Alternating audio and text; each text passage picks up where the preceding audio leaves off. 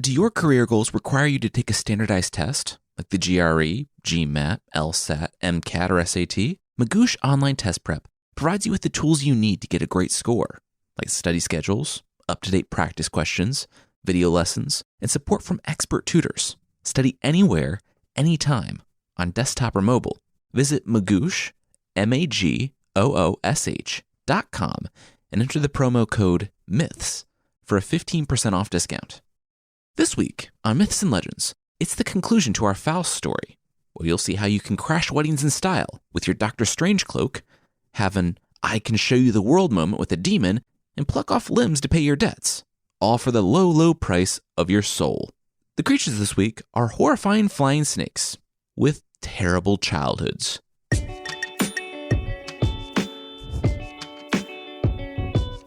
This is Myths and Legends, episode 151B, The Bad Place. This is a podcast where I tell stories from mythology and folklore. Some are incredibly popular stories you think you know, but with surprising origins. Others are stories that might be new to you, but are definitely worth a listen. Previously on the podcast, a guy named Faust made a deal with the devil through a middle demon known as Mephistopheles. In it, he would get basically anything he wanted in addition to what were essentially magical powers for 24 years, after which he would die and go to hell. Some light hijinks ensued last week, but get ready to ramp up the craziness because this thing really goes off the rails. All right, let's jump into Faust and Mephistopheles really just having a wonderful night.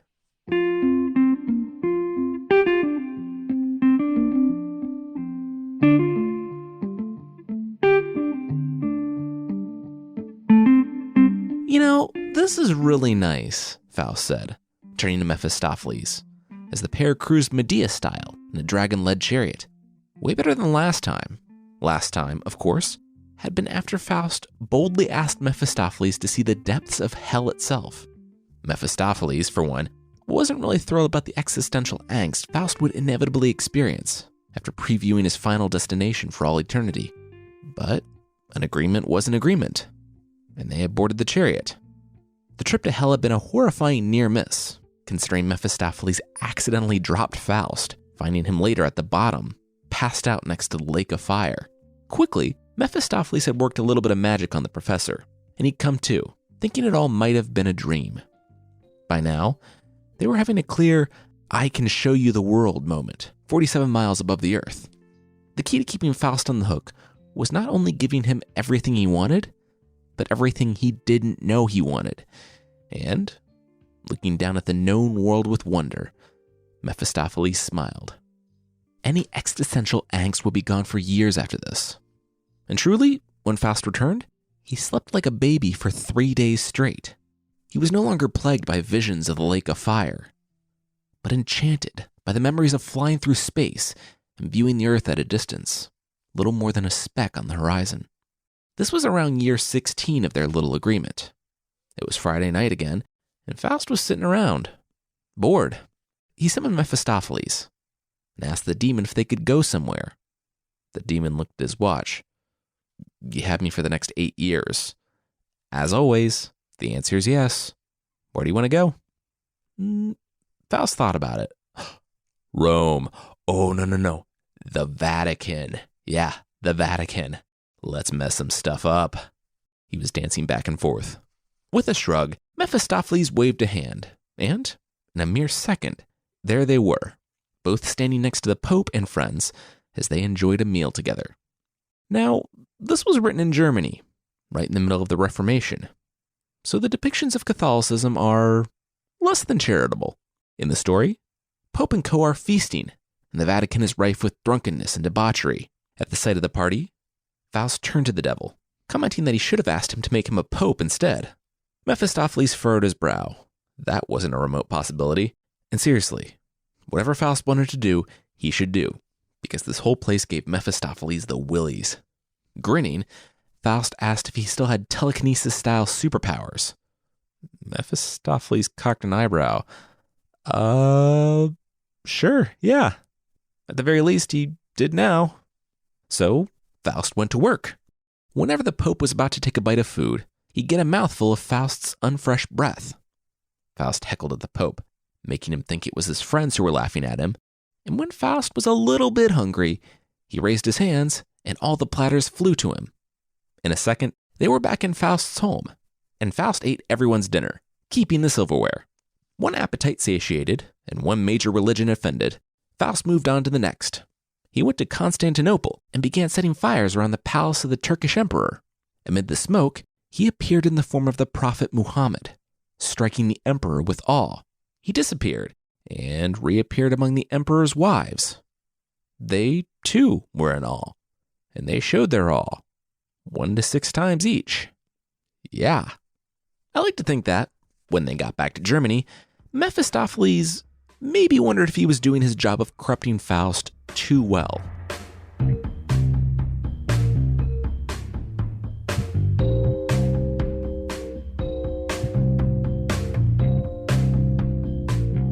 This was a big day for Faust. He had been summoned to the court of the Holy Roman Emperor, Charles V, and it wasn't through any trick or demon magic. Well, pretty much everything in Faust's life is through a trick or demon magic, but this wasn't through it directly. Due to his constant questioning of Mephistopheles, Faust had amassed a giant body of knowledge, and he put this knowledge to work, rising to the top of every scientific discipline he could. Eventually, this earned him the attention of the emperor. Soon, Dr. Faust and his invisible friend Mephistopheles were standing before the Holy Roman Emperor, and they were actually in the emperor's private chamber, because the emperor had something to ask. He turned to the respectful and quiet Faust and said that he had heard some things. Faust's eyes widened, and he scanned the room. Looking at all the emperor's heavily armed and armored knights, would he have enough time to get himself to safety before any one of those crossbow bolts ended his 24 years early? The emperor continued. There have been a lot of words thrown around about Dr. Faust. Magician was one. Necromancer was another. The emperor could see Faust's eyes widening, but smiled and rested his hand on the doctor's shoulder. Relax. He wasn't here to do any of the normal things they would do to witches and necromancers. He wasn't judging. Faust swallowed hard and breathed for the first time in a minute. All right, so if Emperor Charlie V wasn't judging, what was the point of the privacy and, this whole conversation? The emperor bit his lip. Cool stuff? He wanted to see cool stuff. In the end, they settled on something, summoning the spirit of Alexander the Great to compliment him and offer leadership advice. They also summoned the spirit of his lover, and the Holy Roman Emperor chatted with the pair into the evening. When time came for dinner, and the guests suspiciously evaporated into a mist that smelled faintly of brimstone, Faust walked alongside the emperor as his honored guest for a late dinner, and they passed a sleepy night. The emperor sneered, but seeing a chance to curry favor, Faust snickered and whispered something to the portly friar that no one but him could see. The knight started shrieking as his helmet warped and expanded, and 2 antlers exploded out of the metal. The emperor clapped and Faust laughed, and the knight just stood there, screaming, because he now had antlers. As the party passed, Faust whispered to Mephistopheles, and the antlers evaporated. Later on that year, Faust was approached with a request. His reputation was growing, such that his students were now talking of his rumored power. Apparently, there was a duke's wedding in Munich that they would love to go to and be back in one night. So they scraped together some money and approached Faust, who was so tickled that they thought of him that he said yeah, he would help them crash a wedding. Now, I was joking earlier, but Faust and the 3 students did have a quite literal I can show you the world moment, because when the students showed up arrayed in their finest attire, Faust took them to the courtyard of his now expansive house and laid down a cloak, telling them to get on. Once aboard, they soared all the way to Munich, invisibly, of course, on a flying cloak. Now, while they flew, Faust explained the rules. He was going to talk their way into the party, but inside, no one should mention anything about how they got there. In fact, the students weren't allowed to talk at all. If things started to go south, all they had to do was find Faust and grab onto his cloak while he yelled, "Up and away!" All the passengers nodded, eyes wide. They flew together down to the party, where they were offered hand-washing water and everything. on account of the people at the doorway to the party, assuming that, since they had made it past the gate, they must rightfully be able to be there. Around drink 2, Faust was the first to start to notice the sideways glances from the Duke himself. It was then that he heard laughing, and someone talking about him. One of the students had gone against the one order he was given, and had started speaking openly at the party. Him? Oh, he was just a student in Wittenberg. He was here with the doctor. The Duke's eyes widened, and Faust knew that they had overstayed their non-existent welcome. He uttered the cry of, "Up and away," and the 2 students who were paying attention rushed and grabbed the cloak. Faust leapt and turned invisible, and the 2 students watched as the eyes of the third moved from confused to panicked as the Duke's guards collared him. It was a silent flight back to Wittenberg. When they arrived back at Faust's house, the students begged him to go back for the third. They couldn't leave him, and so, despite Faust's protest that the student didn't listen, he finally relented. He told the students they should go home. Their friend would be back in the dorms tomorrow. The third student, though he wasn't smart enough to keep his mouth shut at the party, was smart enough to keep his mouth shut when he was before the Duke's guards. They demanded to know who he was, what he was doing there, and how his friends had disappeared. If he didn't, he would be taken to the dungeon the next morning and tortured until he talked. In the shadows, he made up his mind that if Faust didn't come for him that night, then Faust wasn't going to come for him, and he should talk. Before that, however, he'd keep his mouth shut and not inform on the necromancer, like he was supposed to do from the very beginning. That night, as the guards outside his cell nodded off, a Doctor Strange-style portal opened behind him, from which the arm of an aging academic emerged and yanked him through. The student landed in his own bed, and he and his friends never went back to see Dr. Faust again.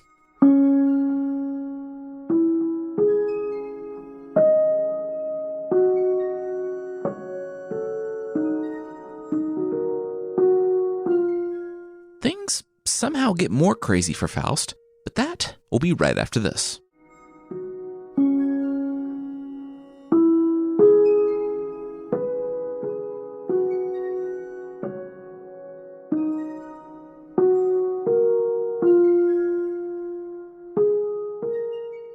Now, Dr. Faust had his income, but only the income we talked about last week. It was a lot, but lifestyle inflation and a taste for the finer things led Faust to a place of needing to borrow more. He did so, but when the loan sharks came by, Faust objected. They were taking him for all he was worth. The interest was an arm and a leg, so how about he make a deal? He would give the lender his leg to buy a few more weeks. Maybe the lender wanted to see just what would happen, so he accepted the leg as collateral until the debt was paid.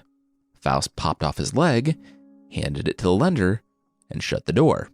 On his way home, the lender came to his senses and wondered what he was going to do with the leg that would surely be stinking within a week. He tossed the leg into the river and went home. Later, when he went to follow up with Faust, Faust proudly announced that he had the money. He didn't, but where was his leg? The lender said he threw it in the river, seeing as one solitary human leg wasn't good for anyone. Faust objected. That wasn't how collateral worked. Also, his leg was good for him.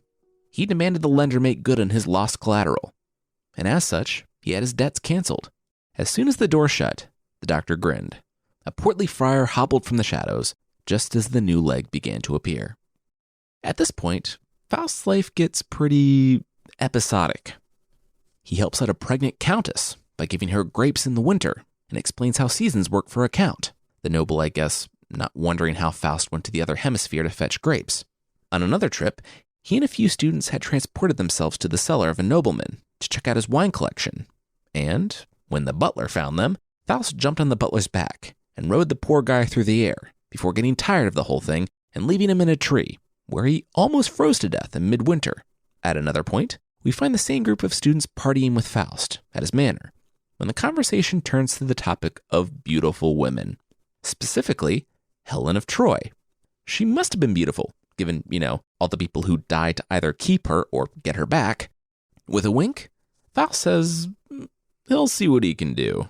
Well, after a talk in his apparently empty office, Faust emerges with the spirit of Helen of Troy, and the young men grow silent. The next day, they all beg Faust to do it again. They have a painter buddy who can paint her and then reproduce that painting, but Faust raises a hand. He's beat them to it. And he distributes paintings to all the young men who, for several nights, apparently couldn't sleep because they were thinking of Helen. There's also a time when Faust visits a carnival in Frankfurt and learns of 4 more sorcerers who are putting on a show where they cut off each other's heads and then send them to the barber for a haircut before putting them back on. Well, Faust becomes furious because, as the original 1500s chapbook said, he thought he was the only, quote, cock in the devil's basket, which, phrasing. It turned out that the sorcerers had a magical flower that they used to heal the one who had his head cut off. And after Mephistopheles pointed that out, and Faust snipped the last of the flowers when they weren't looking, the magic show quickly turned tragic when one guy wasn't waking up, and the other was arrested for murder. It would seem that Faust was, and remained, the only cock in the devil's basket.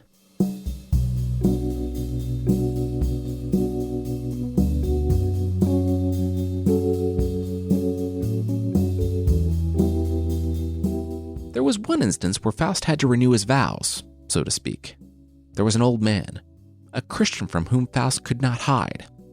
Faust didn't know how he knew, but the kind old man pointed out that Faust had given himself up to the devil, and not in a figurative sense either. He'd signed away his soul. It was obvious that the contract was a sham. Faust could get out of it at any moment. God still wanted him back, even with all he had done. He needed only to repent and turn to God, and all this could end. Slowly, Faust rose from the table and asked the man to leave his home. The old man could only smile. He thanked Faust for hearing what the doctor needed to hear, and he left the doctor's home without resistance. All was still, but when Faust returned to the table, he didn't keep eating. He only stared at his food. It was then that he heard the portly friar behind him. He looked up as the chair scraped the floor, and the friar, whose eyes flashed red, asked what Faust was thinking about. Was it about what the old man had said? Mephistopheles hoped it wasn't, because Faust had sworn enmity against God and his ways. If Faust was feeling otherwise, the contract was in breach, and Mephistopheles was to take Faust right away. Faust had been there before, he reminded. It wasn't a dream. He didn't really want to go back, did he? The doctor laughed. He wasn't thinking of turning to God. He knew what he agreed to. No need to worry about him. Oh, I know, replied the demon. He said they were watching. Always watching. But he felt he needed a little more assurance from Faust. After all, there were still 5 years left on the contract. Couldn't have him getting cold feet now. And so it was that Faust now sat before a second contract, reiterating the first. And as he signed again in his blood, he realized now how much he hated the old man. He wished the old Christian man to be punished. Mephistopheles smiled and disappeared in a flash. It was that night that Mephistopheles visited the elderly man, waking him with a start. His home shook. A loud grunting and bellowing, like an old sow, pierced the air.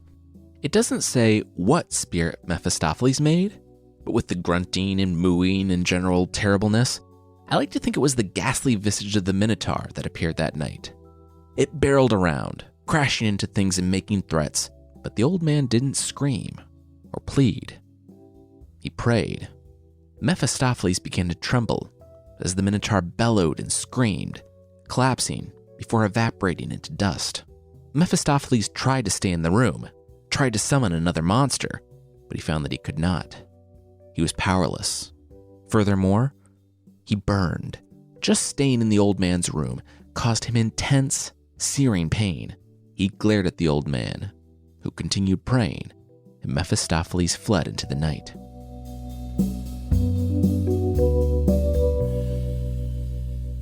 As we learned last week, Dr. Faust couldn't marry, but there did come a time, around year 17 or so, where he entered into a committed relationship, of sorts. You see, like his former students, Dr. Faust couldn't get Helen of Troy out of his head. But unlike the students, Dr. Faust could actually do something about it. He told Mephistopheles that instead of any random woman each night, he wanted Helen, and only Helen, forever. And he was happy playing house with a demon, pretending to be Helen of Troy. I'm not sure how exactly this happened, and I'm pretty sure I don't want to know, but Helen became pregnant and gave birth to a son, whom Faust named Justus Faustus. Given that he was keeping Helen a secret, no one knew of the child. No one, that is, except Christoph Wagner. Now, the story retcons things a bit here, because Wagner was supposed to have been there the entire time. Apparently, Faust had decided early on that he needed an earthly assistant. Instead of hiring someone in town or recruiting a student with some noble family, the doctor began walking the streets. He had been keeping an eye on a beggar, and eventually approached Wagner about having dinner together.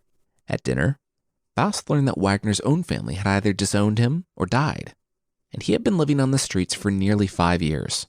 Smiling, that was all Faust needed to know. Wagner was hired. It was a perk that Wagner was as intelligent as he was desperate, but Faust only cared about the latter. He wanted someone who depended on him wholly for his livelihood.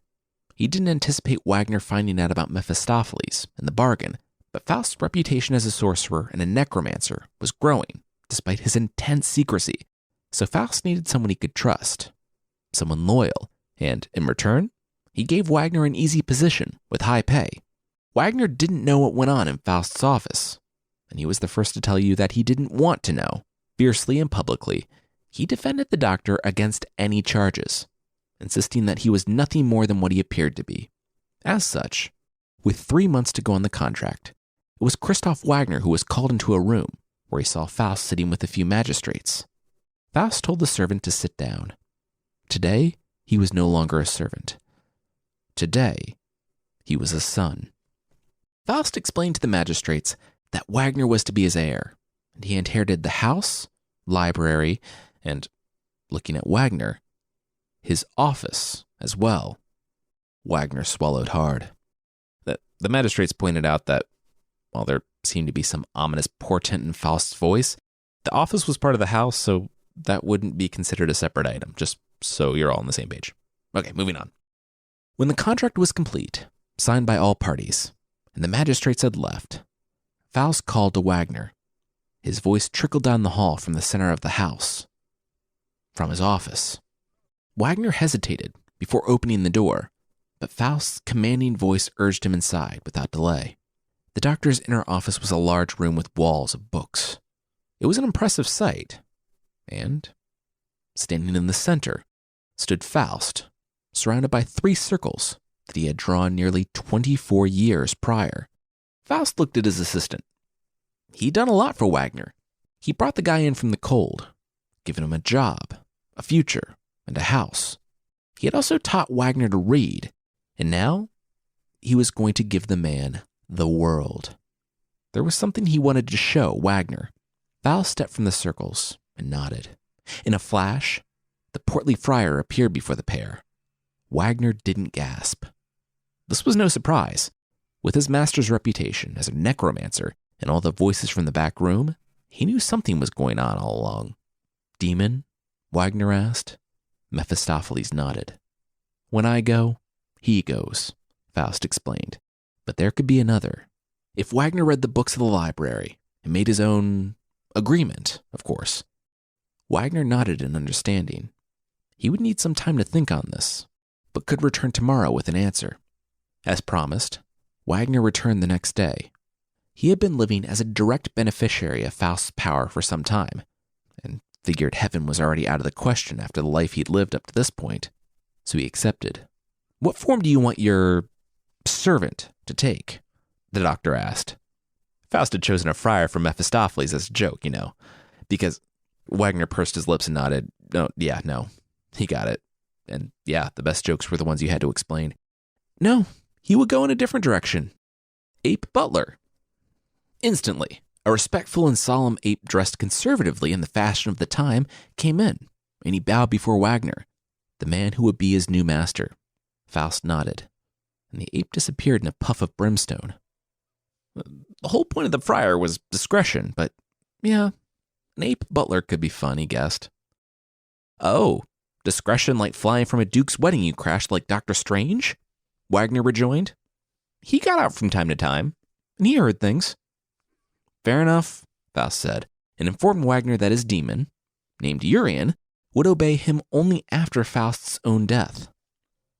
Faust was the only cock in the devil's basket, as the common saying went. Is it a common saying, though? Wagner asked, before being promptly dismissed from his master's presence.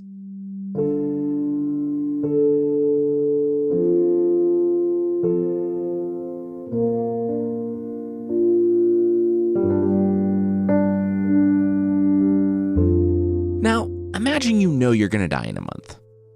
And you also know that there is, in fact, a hell that you visited, and you know, for yet another fact, that you will spend the rest of forever there. Feeling great?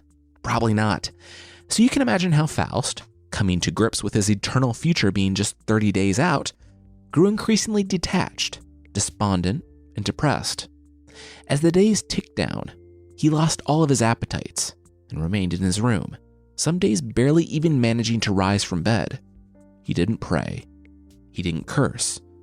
He only despaired. Then, with just one day left, Mephistopheles saw that he must say something. He materialized at the foot of Faust's bed, watching him as he lay there, staring at the ceiling, as he had been doing for weeks. It won't be all bad, the demon ventured. At least Faust had the steel skin. Faust sat up. The what? Mephistopheles nodded. Oh yeah, Faust was better off than 99% of the people who would be in hell, because part of the deal was that the devil would give him skin of steel, so that he wouldn't feel the fire, the flames, or the pain. But did Faust not know that? Did he not read the fine print? Faust scooted to the edge of the bed. Did Mephistopheles mean to say that hell wouldn't be that bad? What about all that stuff that he had told Faust in the beginning? About how hell was just profoundly terrible? Mephistopheles laughed. Of course he had to say that. It was part of the test to see if Faust really wanted to make the deal. It wouldn't be bad, and furthermore, Mephistopheles, after spending 2.5 decades with Faust, hoped that he could call the doctor not just master, but friend. Faust smiled. Of course Mephistopheles could. The demon patted Faust on the foot. Good then. Well, Faust still had 24 hours before the journey to the great beyond. Party time? Renewed by the assurances of the demon that definitely wasn't trying to keep Faust from a deathbed repentance, Faust snapped a finger.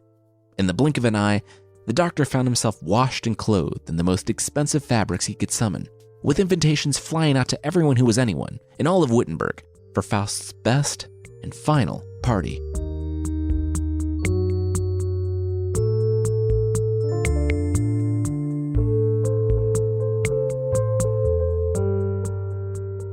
As the doctor raised his glass and looked around to the assembled noblemen, magistrates, professors, and students, he began the announcement. There was no hiding his reputation of being not just an alchemist, but a sorcerer. A necromancer, if you will. The room laughed. Faust laughed too. Well, it was true. He was a necromancer, a sorcerer, and worse. Long ago, he had traded his soul to the devil for 24 years of power and wealth. And on this night, it was time to pay up. This was the night he would die and go to hell. The laughter began to die down in the room, but what had the doctor just said? He continued, telling everyone of the deal he had made, how he signed with his blood and went on to use his powers to crash weddings, hassle the Pope, and the women. Yeah, it was a wild ride, but now it was ending. No matter what they heard tonight, they shouldn't despair, he instructed. A cluster of students grew agitated. This was a serious and bad thing. Why was he so calm? Why was he not crying out to God constantly for his soul? And here's where something happens that isn't really in line with the established theology of the story, because Faust, finally racked with terror, sees through the lies told by Mephistopheles and tries to cry out to God in repentance, but finds that the words stick in his mouth. It says that he's unable to do so because of the agreement he made all those years ago. The doctor, it seems, is truly and utterly lost. But what about the angels and the old Christian man who came to Faust, telling him that repentance was still an option? What about Mephistopheles appearing to comfort him, just to keep him on the line? Why would they do any of that if repentance wasn't a real option? I prefer to think that instead of Faust attempting reconciliation with God and not being allowed, the doctor laughs off his students' cries with assurances that he'd be fine. And so it was, later on that night, at 1 a.m., that Faust stood in his office, at the place where he had summoned Mephistopheles and signed the pact 24 years ago, almost to the hour. In a puff of smoke, the portly friar appeared. With a deep breath, he watched the clock on the wall count down, and then he smiled. "My friend, thank you for your service for all these years, and, as we are together for many more, my last request is that you make the moment of my passing peaceful," Faust asked with a serene smile on his face. "Oh, Faust. No." Oh, it felt good to say that. You see, your ability to ask anything of me ended about 45 seconds ago. The friar's skin began to burn away, revealing the nightmarish visage that had lurked inside for the last 2.5 decades. Mephistopheles, the true Mephistopheles, sauntered over and laid one finger on Faust's arm. Immediately, the doctor's skin began to split as pain radiated through his body. His screams were matched by the wind that carried the serpents. "Oh, and Faust? We were never friends," was the last thing the doctor heard before the door burst open and serpents slithered in to consume him from the inside out.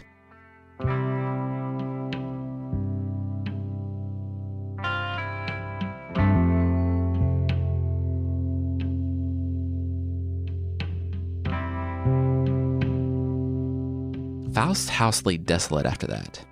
Maybe it was because he had used it to commune with demons for 24 years. Maybe it was also that, of Faust, only his teeth, eyes, and brain were found in the office. They found the rest of him later on that day, in pieces, on top of the city's dung heap. The chapbook assures us that this was the history written right after Faust's death, so we can be sure of its veracity. It should come as no surprise that Helen of Troy and Justus Faustus disappeared that day as well, seeing as they were just demons who likely really needed a vacation after the last few years. It's said that the ghost of Faust wanders his house, wailing, and of course, the point of the story is telling people to fear God, flee sorcery, conjuration, and other works of the devil, and hey, maybe don't invite demons into your home and then make deals with them.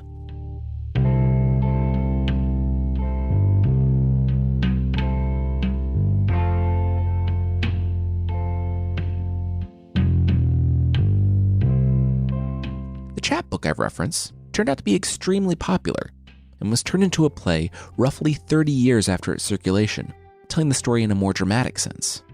In a sense, I guess that's what we did today, but in mainstream media. The play was also adapted a few hundred years after the debut into the work of literature by Goethe, which, as I said last week, is one of the greatest and most respected works of German literature. Also, if you're wondering if Faust was truly doomed from the moment he signed, my personal belief is that Mephistopheles was running a 24-year con on him, and the agreement was only a sham to make him think he was doomed. That's why I glossed over the deathbed repentance in the last part. It didn't seem to fit with the story as it was written. It just felt like the writer of the chapbook didn't want Faust to have his gross cake and eat it too. And of course, this story, thanks to its famous adaptations, became extremely well known and continues to be adapted and parodied to this day. It's also the origin of the phrase Faustian bargain, or Faustian pact, where a person knowingly trades their principles to a corrupting individual for knowledge or power. Next week, we're back in the Arthurian legends at last, and this time, it's the story of Arthur and his buddies fighting the Roman Empire, giants, and Yvain's desire to kill anyone who makes him even slightly angry.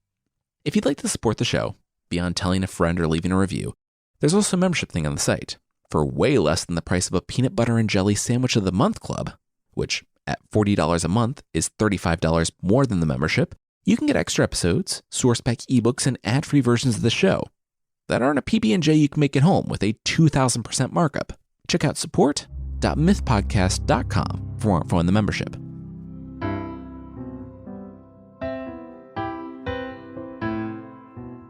The creature this week is the ophies pteretos, from the folklore of the Mediterranean.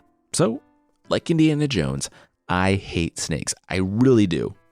Really, the only thing worse than a snake is, well, the ophies pteretos, which is just a super aggressive snake with wings. It's said that the ophies pteretos is a small snake, though I'm not sure if that's mythological creature small or just regular snake small, because it said that they will swarm and attack people for trying to extract myrrh from trees. And the only way to get the myrrh is to burn storax and smoke them out like a hive of even more terrifying bees. I wonder about the size, because a bunch of winged gardener snakes is an annoyance, while a bunch of winged serpents is nightmare fuel. The creatures have a tragic childhood, because from the moment they're born, they're orphans. So you see, when a mommy ophies pteretos and a daddy ophies pteretos love each other very much, they think of ways to express their love. And then mommy ophies pteretos bites into daddy's neck immediately after, and doesn't stop chewing until there isn't any neck left.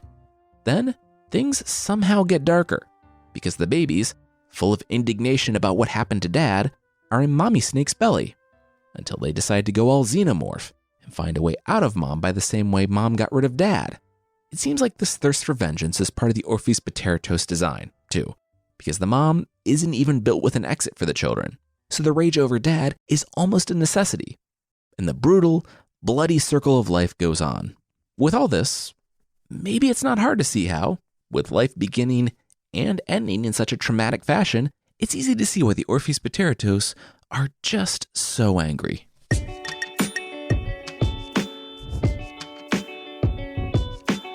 That's it for this week. Myths and Legends is by Jason and Carissa Weiser. Our theme song is by the band Broke for Free, and the Creature of the Week music is by Steve Combs. There are links to even more music in the show notes, and I want to say thanks again to BetterHelp for sponsoring us this week.